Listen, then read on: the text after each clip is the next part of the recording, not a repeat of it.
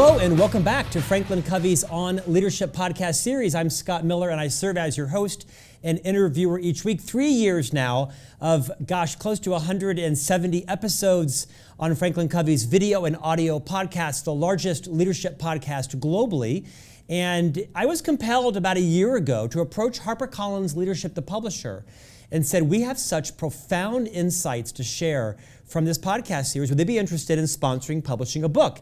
And they jumped on board immediately, and now that book is available for pre-order on Amazon called Master Mentors, 30 Transformative Insights from Our Greatest Minds. I was privileged to be the author for Franklin Covey's recent book, Master Mentors, where I selected 30 of about the first 75 or so podcast interviews and dedicated a single chapter to each of these 30 guests and a transformative insight from each of them. I love it if you pick up a copy of Master Mentors. It is a easy breezy ride through 30 transformative insights, many of which perhaps will remind you of things you already knew but perhaps had forgotten or weren't implementing in your life, or perhaps I've positioned something from one of our 30 first guests that might hit you fantastically at the right time in your life. Master Mentors, I think, is going to be a great annual recap of 30 insights from across our series. Appreciate you showing interest in the book. Today, our guest is Dr. Dawn Graham, who is a career expert, the author of the book Switchers. She is the director of the career management program at the Wharton Business School. She is the author of a very popular weekly career podcast and radio program on Sirius. Dr. Dawn Graham joining us today for On Leadership. Welcome to our conversation. Thank you for having me, Scott. Glad to be here.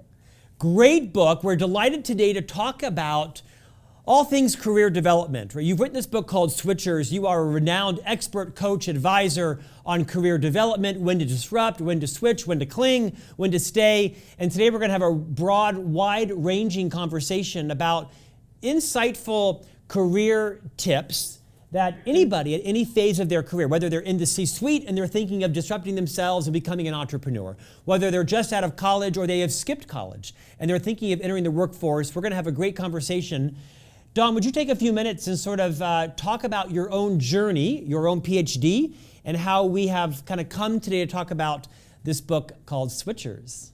Absolutely. Well, I'm honored to be here, and we are certainly in an interesting time in the marketplace. I've been in talent management for about 2 decades in a variety of roles, from recruiting to assessment, coaching, and I'm also a licensed psychologist. And I took all of those backgrounds and experiences to put together Switchers, because what we're seeing in the market over the past 2 decades is a lot of changes, and these changes are only accelerated now that we are coming off of the pandemic. So Switchers is a very timely book, because even though it was written before the pandemic, I think what we're seeing now is a lot of people taking a look at their careers and their trajectories and deciding that they want something different. Now, the hiring process hasn't quite caught up with this just yet, and that's where Switchers comes in. It's really how to position yourself to demonstrate your qualities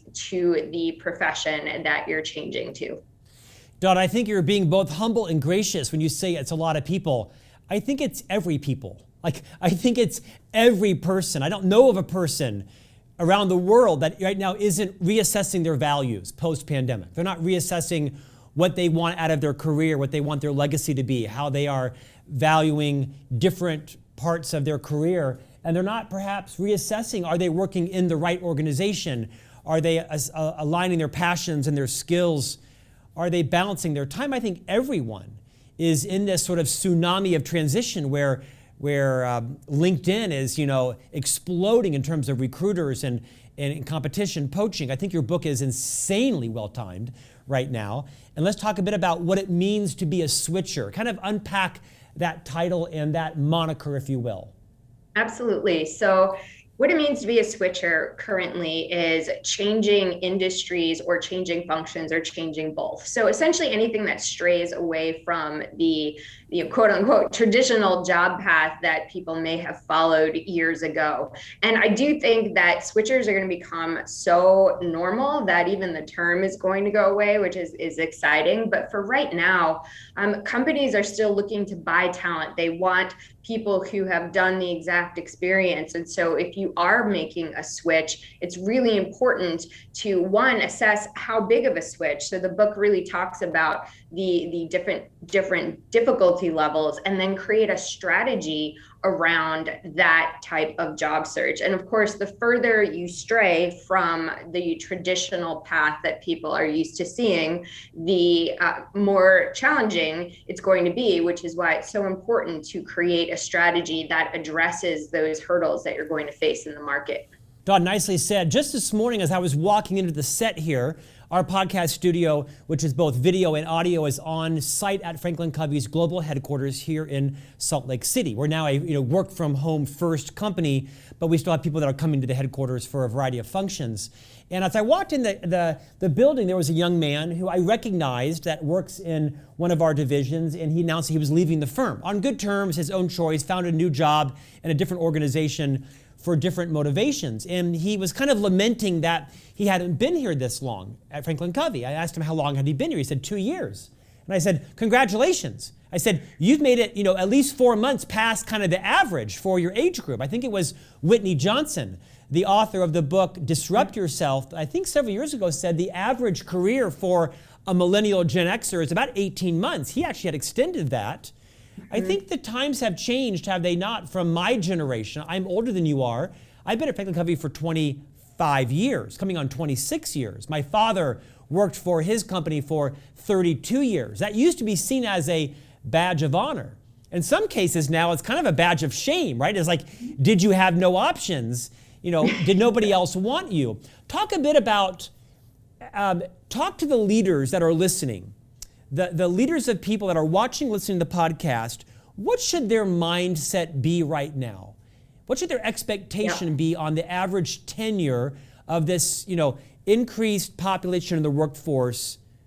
How do they make sure that their perhaps old school thinking doesn't help to accelerate or shorten the average tenure of someone?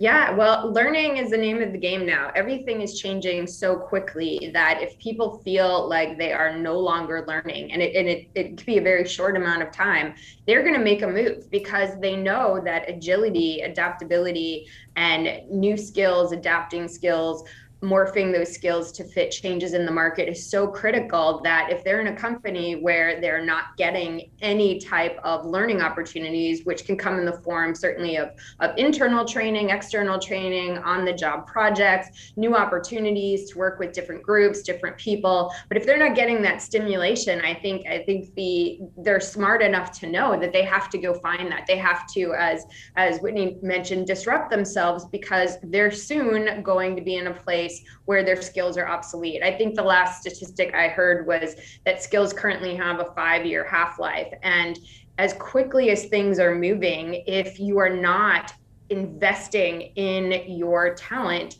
they're going to find a way to stay relevant and marketable, even if that means leaving. Dawn, I don't know if this is the opposite of a switcher, but in your book, you write extensively about a term you call an identity clinger. Mm-hmm. What is an identity clinger, and is that a good or bad thing? And how do we know if we're, identifying with that moniker? Yeah, so identity clinging, especially in the US, we get very, very intertwined with our careers. So much so that when we introduce ourselves, it's often followed by the company where we work or the job title that we're in the moment. And it becomes just part of us. And when the current economy is calling for switchers and people to make moves where you have to basically reinvent, that can be a big deterrent for people to see you in a new way. So I think we need to stop looking at ourselves as a title or as a company or even as a field or an industry, because over the last several years, we've seen many fields merge to become hybrids. We've seen many people create portfolio careers, which include a number of different streams of incomes. And we're going to see more types of companies merging and looking for skill sets that no longer defined by a simple title or box or field. So we have to start looking at ourselves that way too. And if we cling too much to the identity that I'm a doctor, I'm a lawyer, or I'm this one thing, it's going to be really difficult to see yourself in new ways and see how you can apply your skill sets to an ever-changing market. So in this sense, identity clinging can be something that holds you back from really fulfilling your potential. Dawn, you are well credentialized, right? You're the author of this book. You host a podcast on careers, a radio program on careers, nationally syndicated. You lead Wharton's career development program for their MBA school. Talk about side hustles. Maybe speak to that, Fortune 10,000 organizations. I don't know of a person in my life that doesn't have a side hustle. It might be a farmer's market. It might be a coaching business. It might be an eBay business. These are people that have, big careers and companies, and they have side hustles. What would you say to chief human resource officers, business unit leaders inside big organizations that have employees and the employee has or wants or is interested in a side hustle? I know that every company has different perspectives. Is there any sort of progressive thinking that you think company leaders should be viewing their employees' side hustles through? Yeah, I think it should be encouraged because you're only growing your skills, you're growing your network, you're bringing those skills back to the organization. And I know the concern is if you're focused on something else, then you can't be 100% focused in our organization. But I think humans are complex. Humans are not single dimensional. They're multidimensional and they have many interests. And for many, having a side hustle and the ability to do things that are of interest to them outside of work is what actually keeps them coming and happy in the workplace and engaged because they have that freedom. And I think employers need to start looking at people as the full spectrum of, children, family, interests, hobbies, other things, because the fact is that people are going to continue to pursue this. And if you put too many blocks on them, they're going to pursue it outside of your company. So I think it's something that we all need to be more open about. Certainly you all can have policies and regulations around it and, maybe not using company equipment and things of that nature. But, I think people should be encouraged to learn. And sometimes the best way to learn is to create a side hustle. I couldn't agree more. I think there obviously is a fine line between, having a side hustle in your own company's industry, right? Or like you said, being distracted. But if we agree that the average lifespan of a career is about 18 months right now, and on the outset it might be 36 months in any one particular role. Whitney Johnson, again, talks about what she calls the S-curve of learning, that after about 36 months, people tend to get bored. They've mastered their job, the challenge stops, and they may not know it. But their colleagues see it, right? Perhaps in their lackadaisical or just being bored. I think it's vital for leaders to be challenging their own mindsets around, could empowering, encouraging one of my team members to have a side hustle, keep them engaged, to stretch their learning, perhaps even provide them learning that I can't in my business or in my business unit. I think it's great advice. I think it's uncomfortable for most seasoned business leaders of my age to understand how could you do both, right? I think it's going to be an imperative. Let's pivot to Career Search 2021. Let's talk about resumes, applying for jobs, accidental versus deliberate career strategy, something I'm very passionate about. And that is, I think that way too many career professionals leave their careers to chance, right? They're either on Indeed or they're on Monster or they're on some kind of career board, kind of looking for six-figure jobs that are 30 miles from my home. I think that's idiotic to do that because that's the most idiotic accidental career search there is versus being much more deliberate.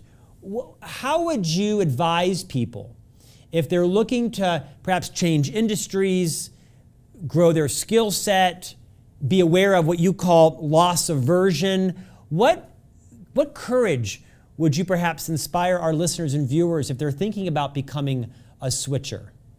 Yeah, I think first and foremost, you really have to understand why you're doing it and what you're looking to get out of it. And I think if you're running from versus running to, everything's going to look interesting. Everything's going to be different and new, and it's going to be really difficult to discern the best path for yourself in the current time. And it's also going to potentially end you up in a situation that isn't the best one for you. So I think first and foremost, we all have to kind of stop, take a step back, and reflect on where we are in life now. What are our values today? What is going on in our lives that's important to us?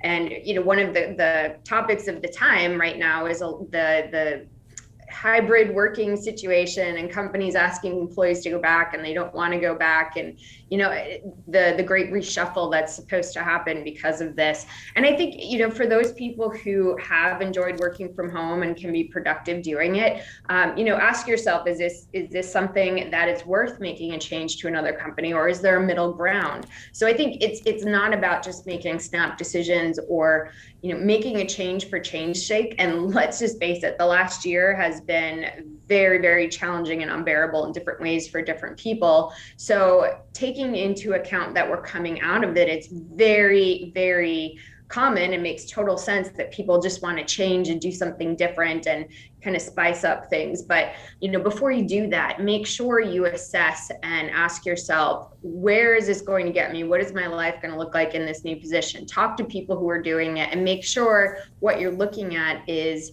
in essence, going to create the situation you're envisioning in your mind.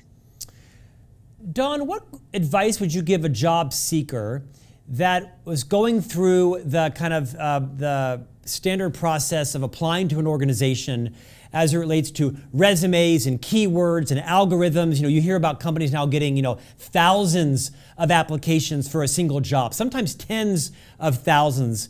What practical advice could you give people to make sure that they're aware of that algorithmic process of scanning resumes and such? Are there any tips you would offer to kind of give someone a leg up?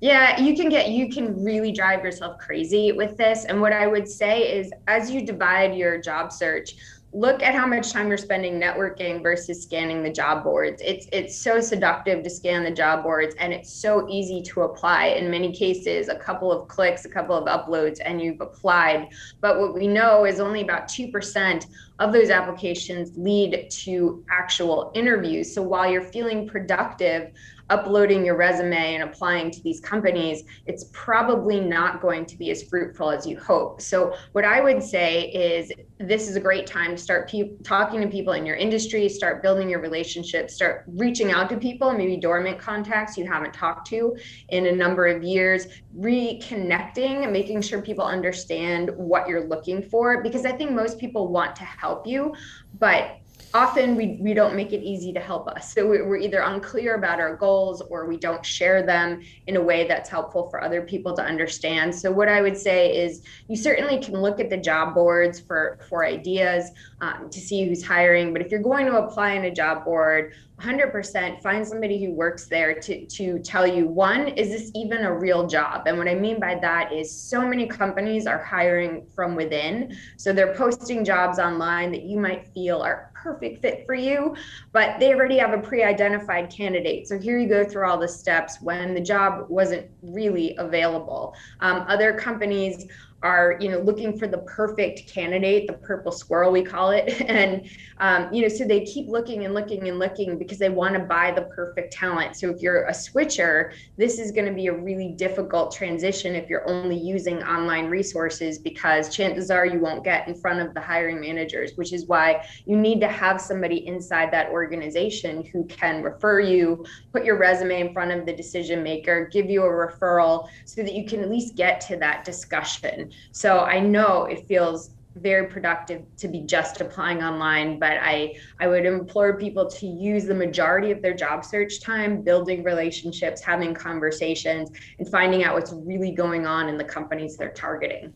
Dawn, this is such a valuable conversation, because I think a lot of job seekers are kind of naive to the politics of hiring and jobs posted. I interviewed recently an executive recruiter, and she said that about 75% of all positions aren't even posted. They're like, they're not publicly posted. They're, in the CFO's head, or they're in committee, or they're on a whiteboard in the recruiter's office, and they're maybe not officially posted. I also read where between 30 and 40% of all jobs are actually filled through networking, right? Through someone that you know. Are there any other sort of inside insights that you would remind people? Things like, it may not be a real job. It's just there because legally they have to post it for 3 days or 5 days to satisfy federal law, which is legal. What other sort of behind the scenes insights would you share with our viewers and listeners to say, hey, guys, get a grip. These 4 things are brutally true. Here's what you need to know to make sure you don't waste your time or become disenchanted or disappointed? Yeah, I mean, if the audience needs more convincing, if there's a popular statistic about 40% of hires come from referrals, which are only 7% of candidates.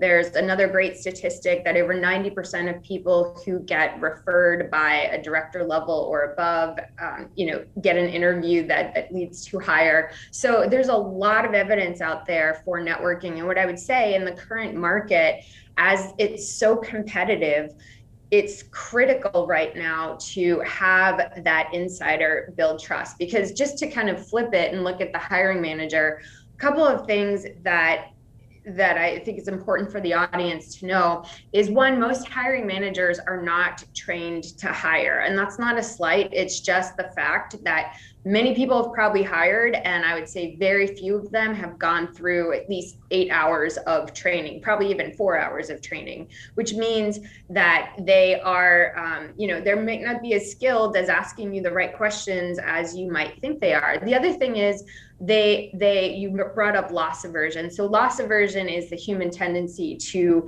avoid losses much more than seek out gain. So if you think about that in the hiring process, they would rather take a less risky candidate who maybe wasn't the top candidate than someone who's a switcher who feels a little bit more risky to them. So the reason that networking can really help here is because if you have a referral from somebody that they know or trust or inside the organization, that reduces that risk so that they're more willing to speak with you because now they have a testimonial of sorts. So I think you really have to put yourself in the mind of the hiring manager. And I have a whole LinkedIn course on this because it's so critical to think about what they're trying to do. They want to get this position filled as quickly as possible. Interviewing, looking at resumes takes them away from their day job. So if you can convince them either, in conjunction with a referral and through how you present yourself, that you're going to make them look good, you're not going to need a lot of hand holding, and you can do this job, you're going to get hired. Let's go deeper into networking, because that means different things to different people, including introverts and extroverts. It's no secret that after 25 years as an employee of Franklin Covey, almost 10 of which I was an executive officer, I stepped away from the firm about 9 months ago. The CEO and I talked about it for several years. We had a very amicable kind of separation, and I'm now an advisor to the company as a contractor. And in that process, I realized, my network was more inside the firm than it was outside the firm. I had spent 25 years being really networked in a global company, but almost primarily inside a global company. And so I realized I need to build a network outside of the firm. The CEO wanted what's best for me, and I wanted what's best for the firm. But for several years before we decided that I would separate, I started to build my network because, you have to dig your well before you're thirsty. What advice would you give to people tactically on, someone perhaps that's been in a company for 10 years or 20 years or however long, and they're not naturally perhaps a people person or outgoing, or they might be an introvert. Are there some tangible must-do things to fulfill the networking requirements so that they actually align with how a significant portion of jobs are now filled? What are the top things you need to be doing to build your network? Yeah, well, I can relate because I'm an introvert, and I actually did my dissertation on how introverts and extroverts approach the job search through networking. And I think there's a couple of things. One, you have to find a way that's comfortable for you, because if it's not comfortable and it's anxiety provoking, you're not going to do it. So there are a number of things that might appeal to somebody who is an introvert versus an extrovert, and you have to find what works for you. I think one of the best strategies is is starting with the people you know. We have all built relationships with people in our community, maybe alumni from our university, maybe neighbors, family members, extended groups that we participated in associations with, plus our company, not just our current company, but past companies. And I think we need to nurture these relationships and keep them going, because we've done the hard part. We've met people, we've built trust, we've built some type of mutual relationship. And I think when it comes to a job search, this is a great group to start with, because you've done the hard part. I look at ambassadors, I call networking is using ambassadors as two things. One, somebody you've built a relationship with and they're willing to spend their social capital on you in the form of an introduction, a testimonial, or what have you. And two, it's somebody who is has an understanding of what you want to do. And I think that's the part we often miss, is the people who are closest to us don't often know what we want to do, don't often know what we're targeting. So they are very much willing to help us, but we're not making it easy for them. So simply saying, hey, I don't know if you know, but I'm actually in a job search right now, and these are the 3 companies I'm targeting. Wonder if you know anybody in those companies. You're going to be shocked at how many people have connections for you. And so I think going back to your dormant contacts, reopening the door, asking them what their goals are for the year and how you can help, and then sharing your goals is one of the best ways to start getting those introductions and expanding your network. Dawn, of your many roles, you serve as the Director of Career Management for the University of Pennsylvania Wharton Business School. So obviously you have a strong interest in graduate degrees and making sure that these individuals at Wharton move into great careers. But you also kind of philosophically in the book challenge that earning an advanced degree may not always be the right career transition for someone. You write to this. What have you learned about the criteria of when to know, do I need to perhaps step out of the workforce and earn a degree? When is the opportunity cost right? Should I do it simultaneously? Riff on that concept for those people who might be thinking about advancing their skills through an academic advanced degree. Absolutely. I am obviously, I have an advanced degree. I'm very pro education, but it has to be for the right reasons, because especially today, it's expensive.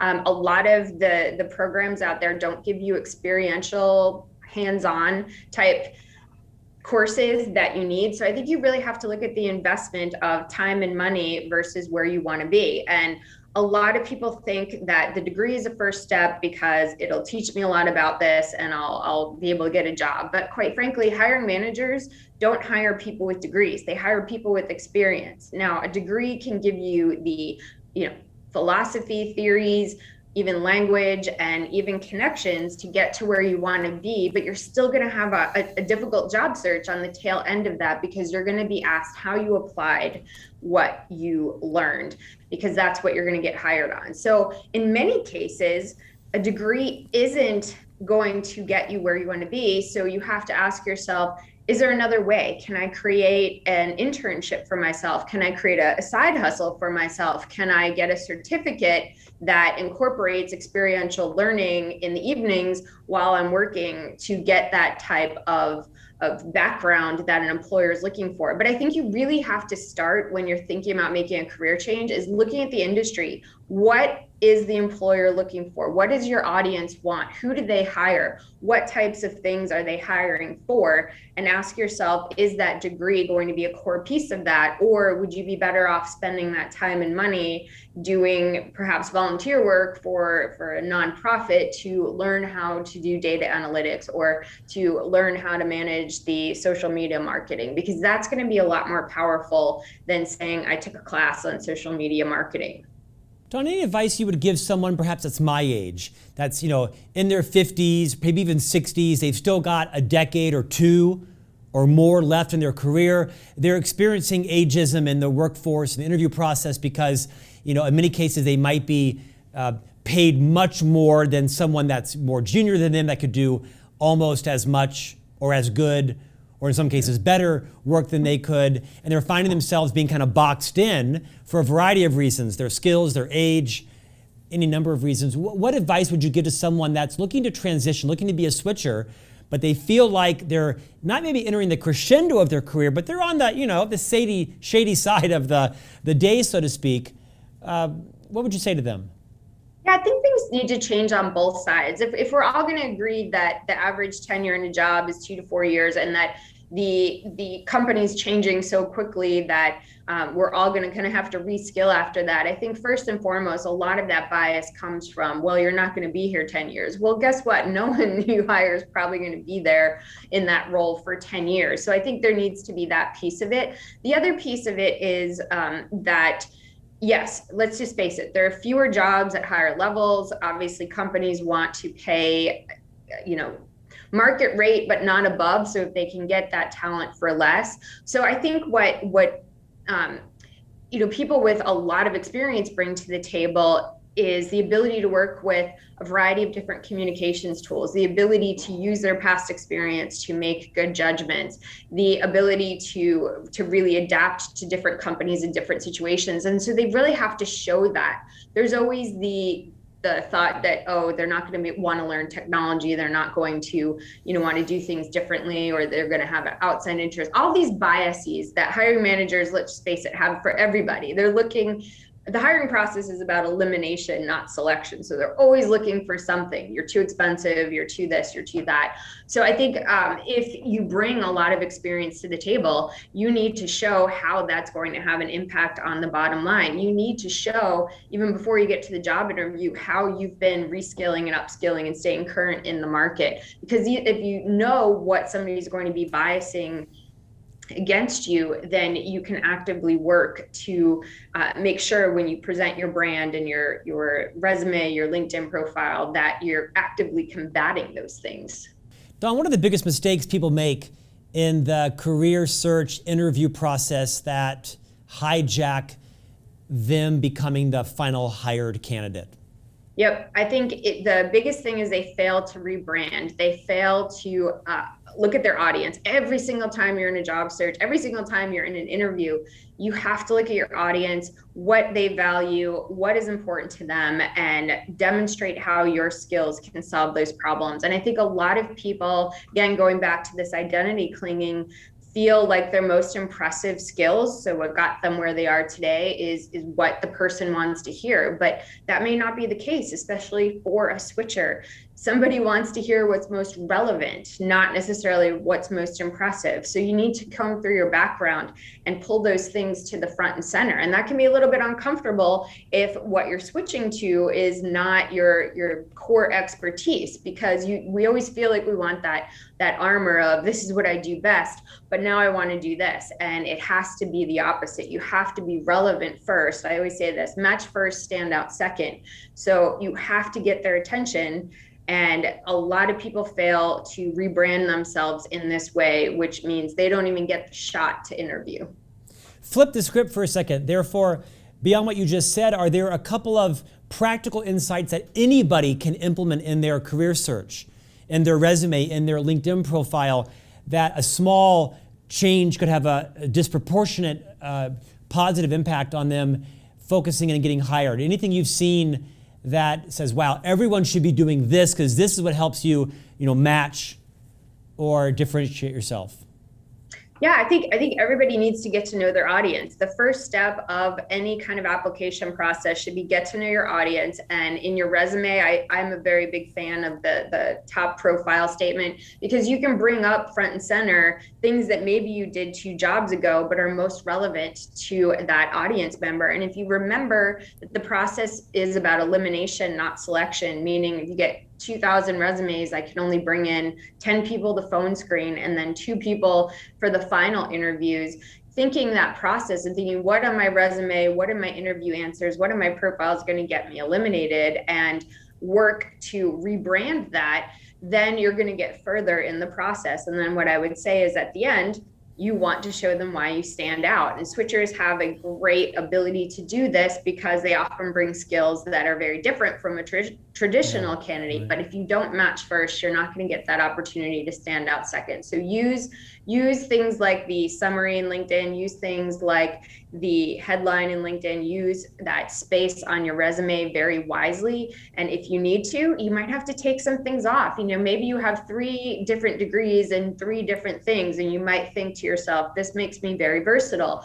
But a hiring manager is not going to think that. They're going to assume that you don't know what you want to do. So you have to really look at the perspective of your audience when you're putting together your job search campaign.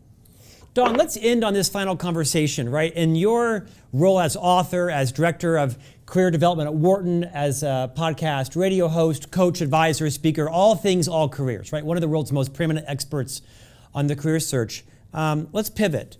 Let's talk about the hiring leader, the person who's in the position who's interviewing candidates.